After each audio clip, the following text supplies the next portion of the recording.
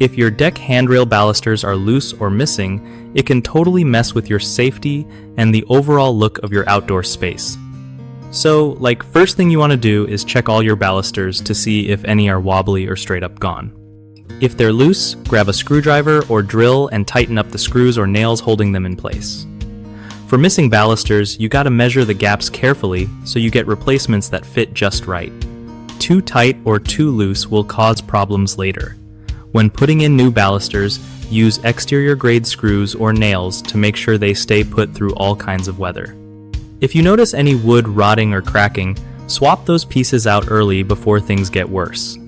A little wood glue can help secure loose joints along with screws, giving extra hold. Don't forget to sand any rough edges before painting or staining to protect the wood and keep it looking fresh.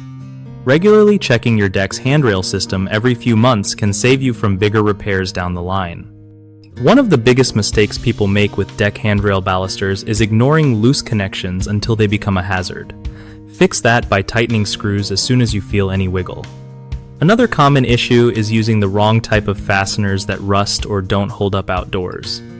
Always go for galvanized or stainless steel to avoid this.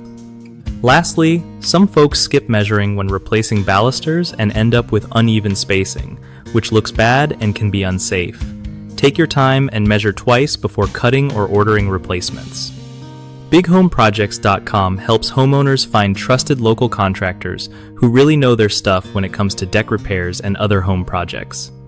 Plus, it's a solid platform for contractors looking to connect with clients and grow their business without the hassle.